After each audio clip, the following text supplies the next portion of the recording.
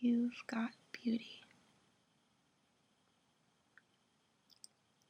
Some circumstantial evidence is very strong, as when you find a trout in the milk. I imagine a full hand of aces in that drawer. Fanned out as a player would hold them in a game. I never thought I wouldn't want 4 aces. In a card game, you pray for a hand like that. My life is not a card game. My eyes find a spider. It's a big black one, and it's inching across the ceiling, trying to get back to the web. And it's actually doing pretty well, going really strong, until it gets too close to the air vent, then whoosh, it gets blown away, just like that. All that work and all that time just for nothing.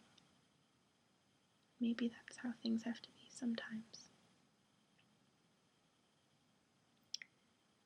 This is not a love story. There are no happy endings. High school. Those are your prime suffering years. Don't get better suffering than that. I love you. Not like they told you love is, and I didn't know this either. But love don't make things nice. It ruins everything. It breaks your heart. It makes things a mess. We aren't here to make things perfect. The snowflakes are perfect. The stars are perfect. Not us. Not us. We are here to ruin ourselves and to break our hearts and love the wrong people and die.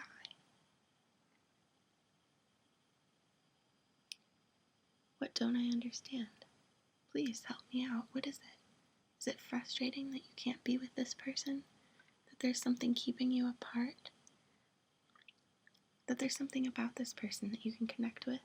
And whenever you're near this person, you don't know what to say, and you say everything that's in your mind and in your heart, and you know that if you could just be together, that this person would help you become the best possible version of yourself.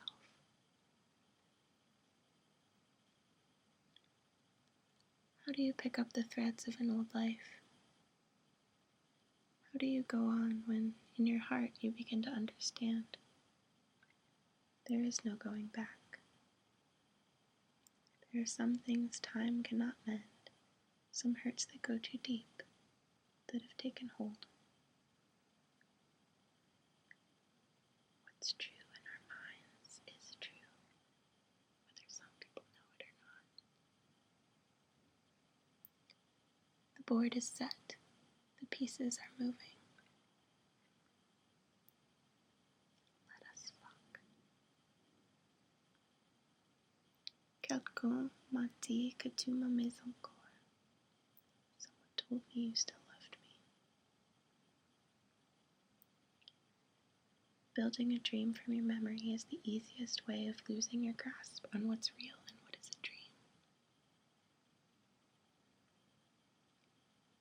If you're getting overwhelmed, just return to the immediate present moment and savor all that is beautiful and comforting. Your life is not as serious as you think it is.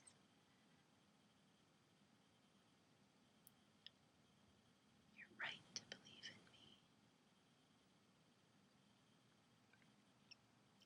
Underneath everything in your life, there's that thing, that empty, forever empty, that knowledge that it's all for nothing and you're alone.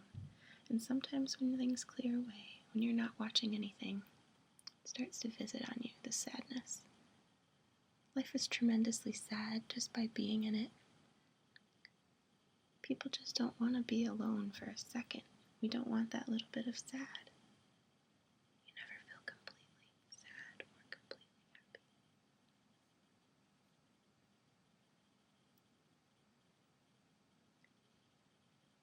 As if I feared that the scope of what I could feel and imagine was being quietly limited by the world within a world, the internet. The things outside of the web were becoming further from me, and everything inside it seemed piercingly relevant. The blogs of strangers had to be read daily, and people nearby who had no web presence were becoming almost cartoon-like, as if they were missing a dimension. It was just happening, like time, like geography. The web seemed so inherently endless. It didn't occur to me what wasn't there. My appetite for pictures and videos and news and music was so gigantic now that it was that if something was shrinking, something immeasurable, how would I notice? Most of life is offline, and I think it always will be. Eating and aching and sleeping and loving happen in the body. But it's not impossible to imagine losing my appetite for those things. They aren't always easy, and they take so much time.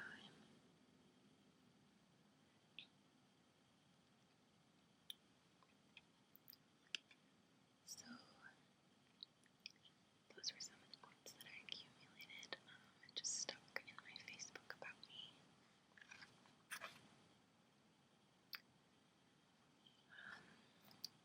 I think I'd like to share with you one of my favorite poems.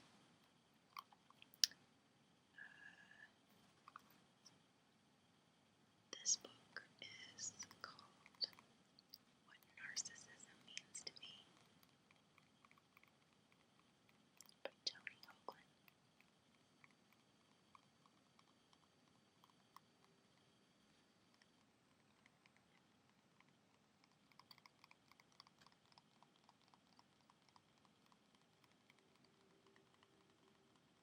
Hear the train.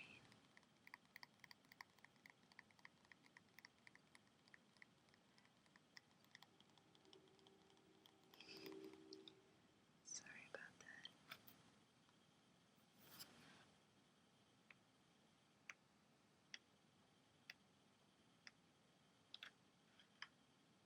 Let's see. There's so many actually that I really like. Let me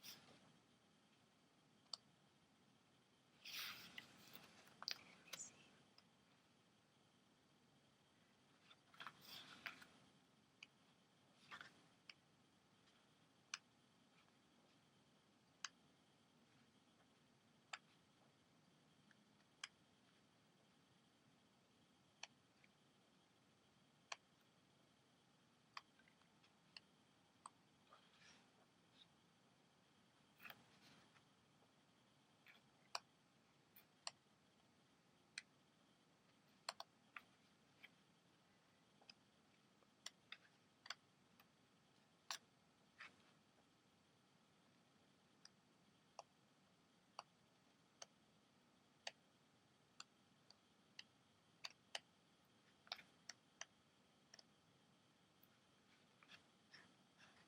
Here's a good one.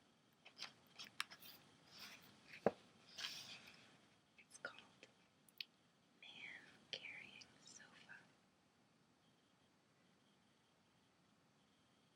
Whatever happened to Cindy Morrison, that nice young lesbian?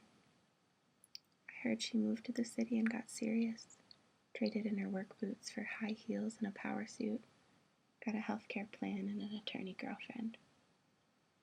Myself, I don't want to change. It's January and I'm still dating my check's November. I don't want to step through the doorway of the year. I'm afraid of something falling off behind me. I'm afraid my own past will start forgetting me.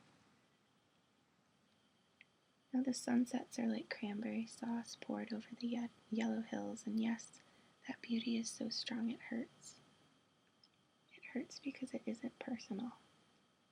But we look anyway. We sit upon our stoops and stare, fierce, like we were tossing down a shot of vodka, straight. And afterwards, we feel purified and sad and rather Russian.